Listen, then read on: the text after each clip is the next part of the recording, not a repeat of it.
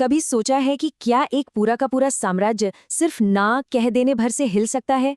आज हम इतिहास के एक ऐसे ही बहुत बड़े प्रयोग की कहानी जानने वाले हैं। भारत का असहयोग आंदोलन, वो आंदोलन जिसने करोड़ों लोगों को एक साथ ला खड़ा किया था। मतलब एक ताकतवर साम्राज्य को सिर्फ ना कहकर घुटनों पर कैसे लाया जा सकता है?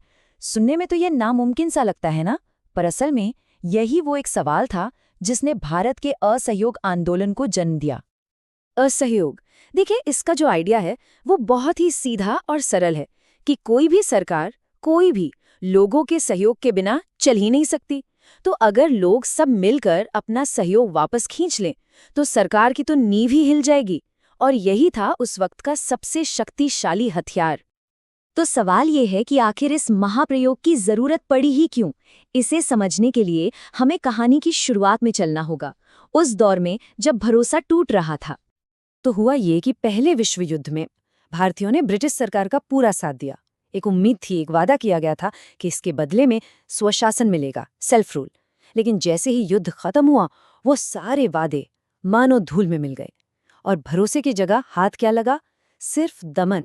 और फिर एक के बाद एक ऐसी घटनाएं हुई जिन्होंने, कह सकते हैं कि आग में घी डालने का काम किया। पहले आया रॉलेट एक्ट, मतलब बिना किसी मुकदमे के किसी को भी जेल में डाल देने का कानून। फिर हुआ जलियांवाला बाग का वो बर्बर हत्याकांड, और खिलाफत के मुद्दे ने मुस्लिम समुदाय को भी सरकार के खिलाफ कर दिया। इन सब ने मिलकर ब्रिटिश राज पर से भारतीयों का भरोसा पूरी तरह से खत्म कर दिया। और इसी टूटे हुए विश्वास के माहौल में महात्मा गांधी ने एक सरल लेकिन बेहद शक्तिशाली विचार सामने रखा। गांधी जी का विचार जितना सिंपल था उतना ही क्रांतिकारी भी।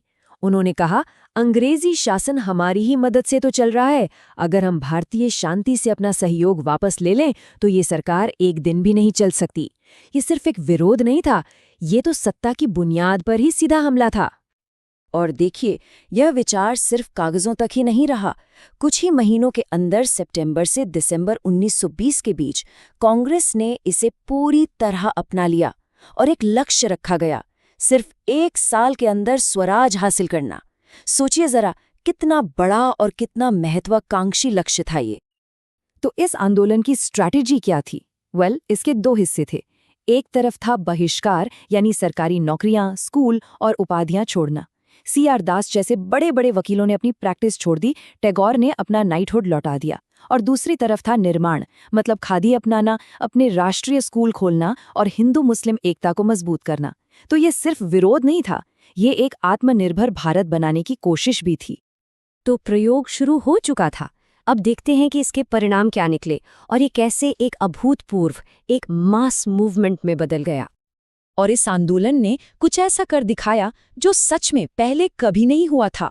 आज़ादी की लड़ाई पहली बार बड़े शहरों से निकलकर देश के कोने कोने में, गांव-गांव की गलियों तक पहुंच गई। किसान, मजदूर, छात्र, महिलाएं, समाज का हर तबका, हर कोई इस आंदोलन से जुड़ गया। ये वाकई में एक सच्ची जनक्रांति बन चुकी थी। और सिर्फ बहिष्कार ही नहीं, काशी विद्यापीठ जैसे राष्ट्रीय शिक्षण संस्थान भी खोले गए, जो इस आंदोलन के रचनात्मक पहलू का एक बेहतरीन उदाहरण है। अब जाहिर है, ब्रिटिश सरकार इस जनसैलाब को देखकर घबरा गई। हजारों लोगों को जेल में डाल दिया गया, प्रेस की आज़ादी छीन ली गई, यहाँ तक कि कांग्रेस को ही गैर कानूनी घोषित कर दिया गया। लेकिन दमन जितना बढ़ता गया, आंदोलन उतना ही मजबूत होता जा रहा था। लेकिन फिर एक ऐसी घटना हुई जिसने इस पूरे देशव्यापी प्रयोग की दिशा ही बदल कर रख दी। 22। स्क्रीन पर सिर्फ ये 1 नंबर, लेकिन इस 1 नंबर के पीछे एक बहुत बड़ी और एक बहुत दुखद कहानी छिपी है। ये उन 22 पुलिसकर्मियों की संख्या थी जो उत्तर प्रदेश के चौरी चौरा में मारे गए, जब एक गुस्साई भीड़ ने एक पुलिस स्टेशन को ही आग लगा दी। ये हिंसा की एक ऐसी घटना थी जो इस आंदोलन के मूल सिद्धांत, यानी अहिंसा, के बिल्कुल उलट थी। और गांधी जी का फैसला उतना ही तेज और निर्णायक था। 5 फरवरी को हिंसा हुई और ठीक 1 हफ्ते बाद 12 फरवरी को उन्होंने पूरे के पूरे आंदोलन को वापस लेने की घोषणा कर दी। उनका तर्क सीधा था कि देश अभी अहिंसा के लिए तैयार नहीं है। ये एक ऐसा फैसला था जिसने सबको चौंका कर रख दिया। तो प्रयोग अचानक रोक दिया गया। लेकिन इसके लॉन्ग टर्म कंक्लूजन्स क्या थे? इसकी विरासत, इसकी लेगेसी क्या रही? तो इस आंदोलन की विरासत को देखें तो एक तरफ इसने करोड़ों आम लोगों में राजनीतिक चेतना जगाई, कांग्रेस को एक जन आंदोलन बना दिया और स्वदेशी को बढ़ावा दिया। लेकिन वहीं दूसरी तरफ इसे अचानक वापस लेने के फैसले से कई नेता निराश हुए और जनता का मनोबल भी कुछ वक्त के लिए टूट गया था। भले ही ये आंदोलन 1 साल में स्वराज हासिल नहीं कर पाया, लेकिन इसने आने वाले बड़े आंदोलनों जैसे सविनय अवज्ञा और भारत छोड़ो के लिए जमीन तैयार कर दी। तो ये प्रयोग शायद अधूरा रहा, लेकिन ये असफल बिल्कुल नहीं था। इसने पूरे देश को संघर्ष का एक नया रास्ता दिखा दिया था।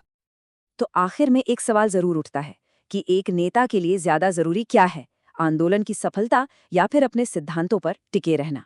ये वही दुविधा थी जिसका सामना गांधी जी ने किया। इस पर विचार जरूर कीजिएगा।